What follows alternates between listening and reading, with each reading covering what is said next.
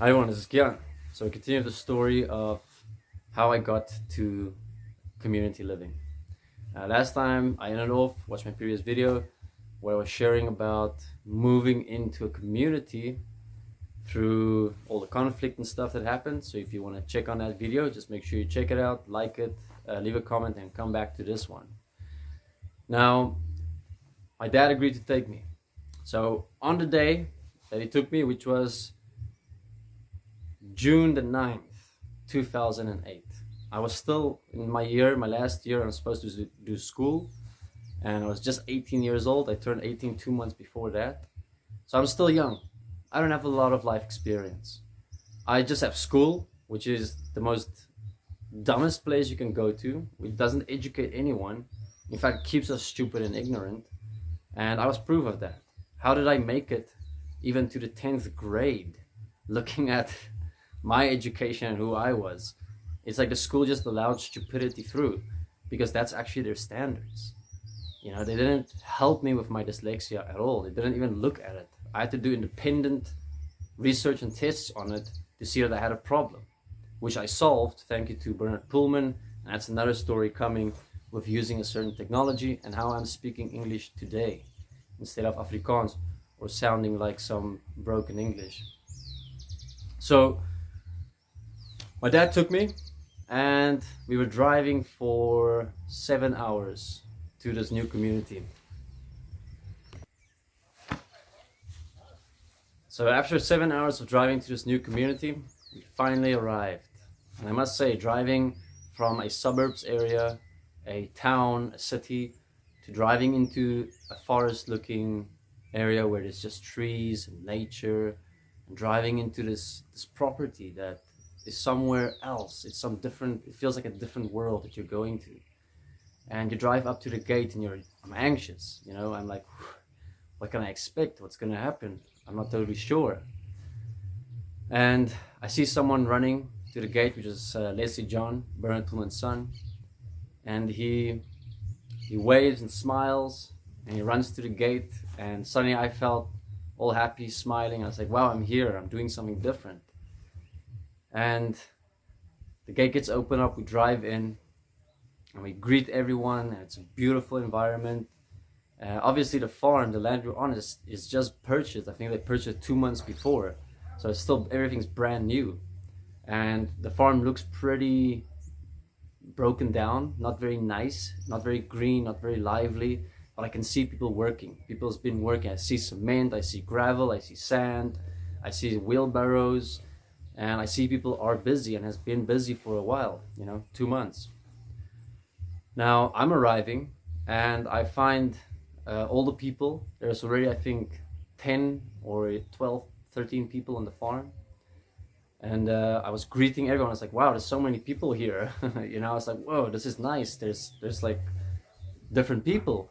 And I also greeted some people from overseas, which I did not expect at all. I was like, whoa, why is an American here? Why is there someone from Greece here? It was very strange for me because that's not what I expected. But I did meet people from overseas.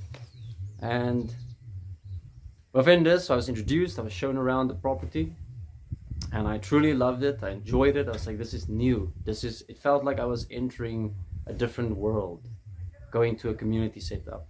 It felt like something unknown, something I couldn't expect. It felt unbelievable. Like I couldn't believe this opportunity was given to me. And within that, we stayed there for a while. My dad stayed with, and I knew that this was the last time I'm going to see my dad for I don't know how long. But initially I made an agreement with my parents that I'll stay for 6 months, including my girlfriend. I didn't break up with her yet. I broke up with her later, that's why I say yet. I knew that from the moment arriving, that agreement I made with my parents of 6 months might change. I might stay here forever. I might just put my whole heart, my whole body and everything into this new community. And I might just stay. And I already had that in the first few days of staying there and working there and seeing the environment and being out with horses and being out in the field and being with so many dogs and animals and everything around you just resonating life. So this was my point where I realized, wow, this is an opportunity. This is something that I wish so many other people, other friends, other people I knew could have.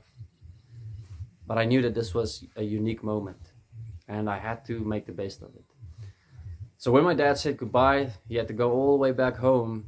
I felt very sad. I had a deep and emotional release, or you can say experience, where it felt like I was sinking into myself, like, wow, I'm gonna grow up now. I'm not gonna be at home anymore. I'm gonna have to take responsibility. I'm gonna have to change. And the first thing I realized on the farm was there's no alcohol, there's no drugs, there's no girlfriends, there's no cheating, there's no partying. That's in the first 2 weeks that I was there. I realized, whoa, this is a huge change, because I had to withdraw from so many addictions I had. And addictions here is variable. It's a lot of different addictions. I had alcohol addiction, any drug addiction.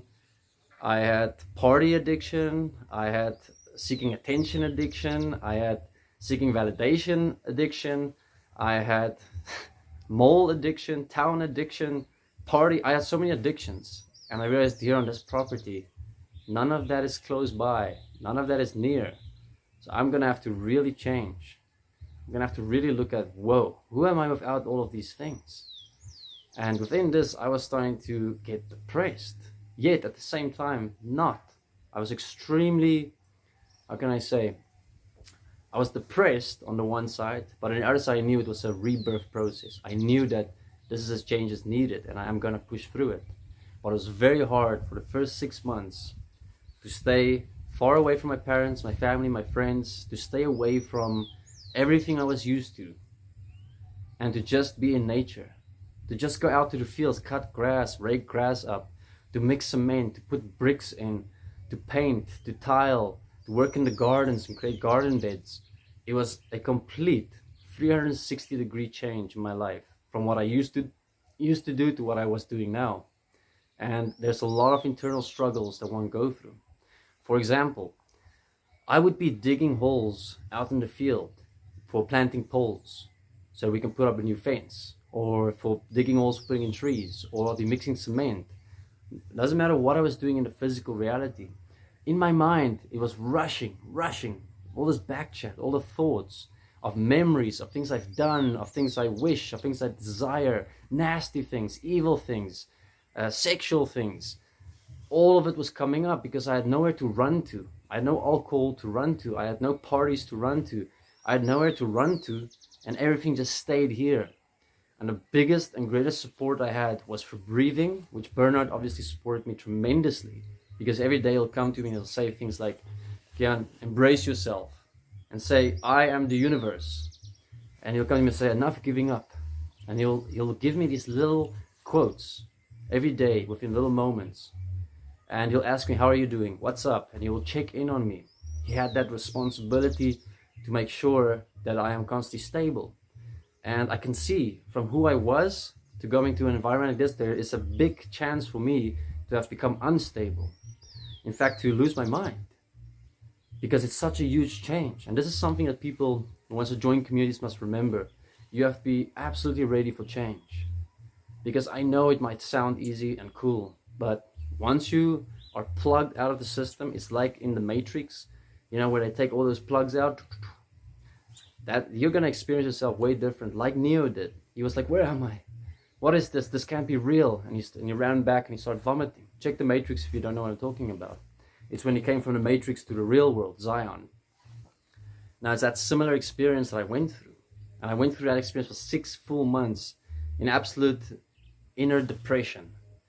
But then I realized depression was actually a way of manipulating, a way of deceiving my reality, because I wasn't taking self-responsibility. I wasn't directing myself. I was hoping through my depression that others would come to me. They would feed me what I want, that I desire. I know for people that suffer from depression, I might not be suffering from depression the way you are. Maybe it's a temporary depression, so don't put this out of context. This is in my context. So here I want to clarify that I went through a deep depression, like being plugged out of the Matrix.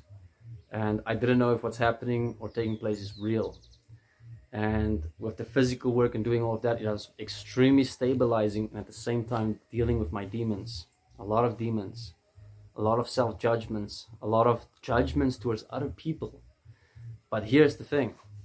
The community I was in wasn't just any community. It was a very specific community, and that made all the difference. We'll get to that later.